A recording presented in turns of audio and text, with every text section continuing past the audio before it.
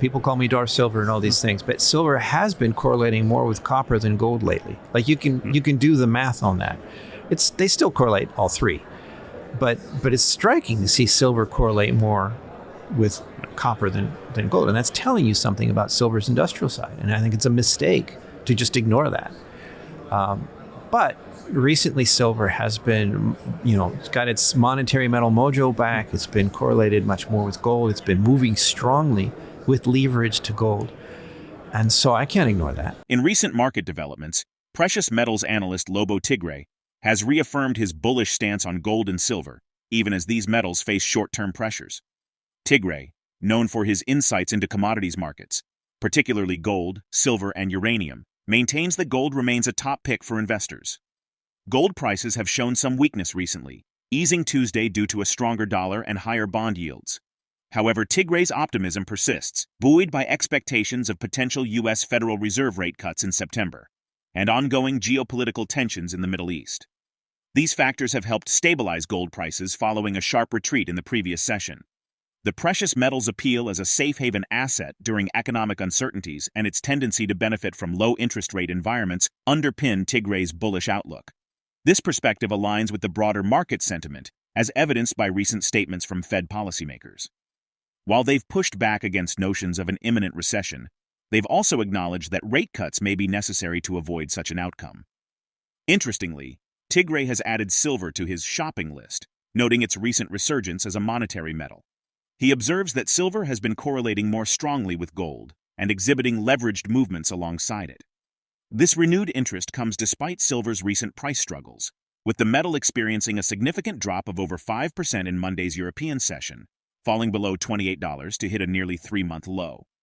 The white metal's decline has been attributed to growing fears of a global economic slowdown, fueled by a series of U.S. economic indicators suggesting a potential recession. Please tune in for our exploration of Lobo Tiggre's expert analysis. Don't miss out on future content. Hit the subscribe button and turn on notifications to stay in the loop. We appreciate your support. Well, that's not what I mean. When I say Fed pivot, I mean, it slowly at first, then all at once, right? I mean, the weakening gets much weaker, and the Fed says, this is now systemic risk, or this is now our second mandate. And so it's not just a gentle thing. It's like, oh no, we need a looser monetary policy. And that may not mean like, a jumbo rate cut in September, but it would mean, 25 or 50 in September, and a significant change in the policy statement, highlighting the other mandate, the full employment mandate, and the systemic risk and that sort of thing. And then you would, maybe even not have to wait for December. You would see a more aggressive Fed loosening cycle come in, if I'm right about the recession becoming undeniable. Now here's the beauty, Kai, sorry. I know you're going to go there. If I'm wrong, and all we get is what the market expects, 1 or 2 rate cuts by the end of this year, there's still rate cuts. That's actually still bullish for gold, even without the recession. And to look at, like, the mainstream expects something that's bullish from gold from a $2,300-$2,400 level. That's pretty exciting. It had been, okay, this year it's gold. It's still gold.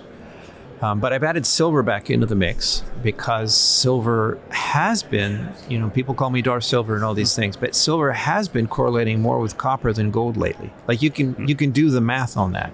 They still correlate all three. But it's striking to see silver correlate more with copper than gold. And that's telling you something about silver's industrial side. And I think it's a mistake to just ignore that. But recently, silver has been, it's got its monetary metal mojo back. It's been correlated much more with gold. It's been moving strongly with leverage to gold. And so I can't ignore that. So I've put silver back on my shopping list. The other thing is I was, a year ago, I was bullish on uranium, but then, uranium doubled since then. It went over $100. Now it's correcting. And so I might have said, okay, I got delivery on my expectation for uranium. But it has corrected, and it's gotten to sort of this boring phase where it's just not doing anything. The price, the spot price, that is. The market, though, is going gonzo. The supply-demand equation is just crazy. The amount of demand continues to increase. Like, we don't even need more demand. The existing nuclear fleet needs more uranium as is, but we already had a demand, a growing demand scenario. And that just keeps sharpening. The acceleration curve is increasing, where the BRICS countries in particular are building them gangbusters, scores of reactors under construction, coming down the pike. And at the same time, supply is not keeping up. That's not new. That's, the spot hoovered up all those secondary supply pounds, a while ago now. But there was a question about whether high prices would cure high prices and how quickly would that be? Well, we're seeing the answer to that question now.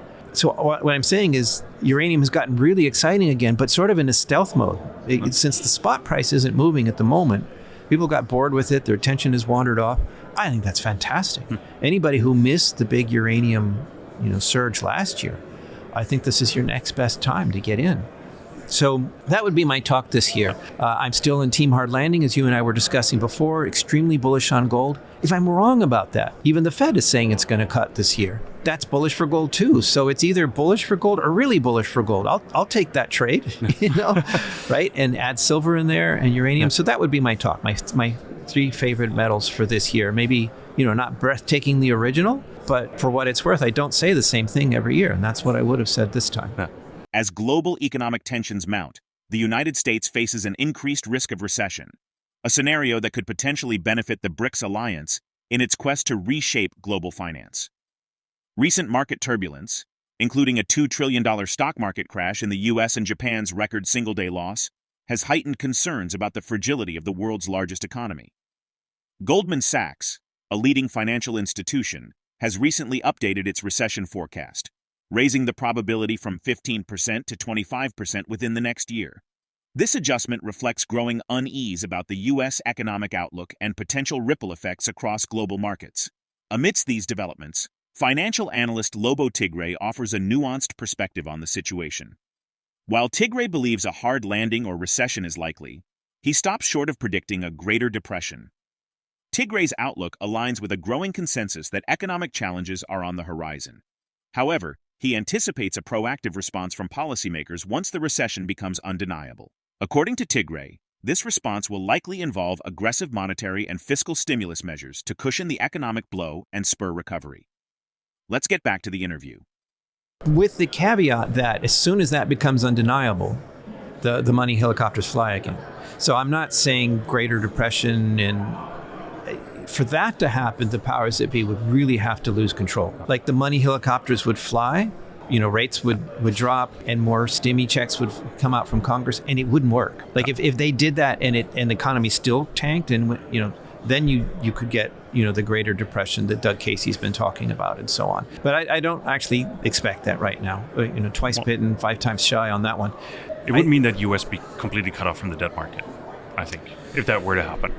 If that would happen, then Brent Johnson might be wrong, and we might see the demise of the dollar as a reserve currency a lot faster. And a lot of things would happen if that would be big. That would be historic. That would be a total game changer of the global economic order for the U.S.'s house of cards to finally collapse. That's we can write a science fiction novel about that. Let me put it this way. That could happen. That is, let's call it the Joker card in the deck we're playing with. No way to say if that's going to turn up this next hand, or, we could play many rounds before that turns up. But it's in the deck. That could happen. My answer to your hard landing question, yes, I'm in there.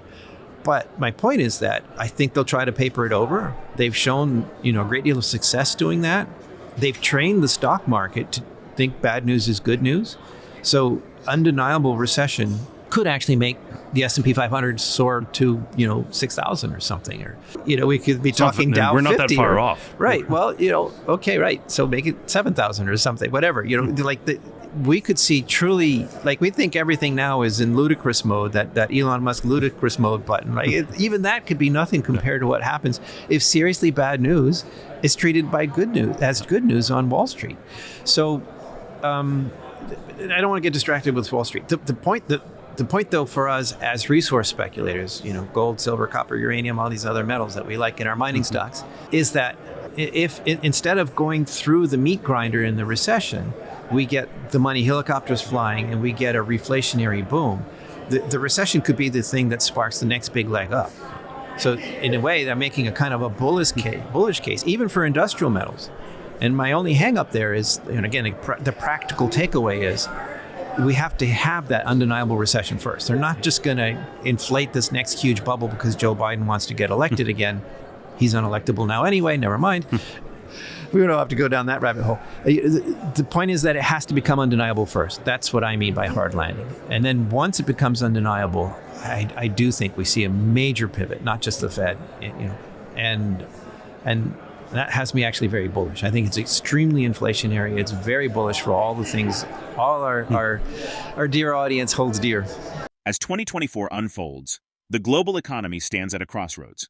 The interplay between U.S. economic performance, policy responses, and the strategic moves of emerging economic blocs like BRICS will likely shape the financial landscape for years to come. While the exact outcomes remain uncertain, it's clear that the world is watching closely as these economic forces collide and potentially reshape the global financial system. Share your perspective in the comment section. If the video resonates with you, join our community by subscribing to our channel and enabling notifications with the bell icon. Thank you for being a part of our community.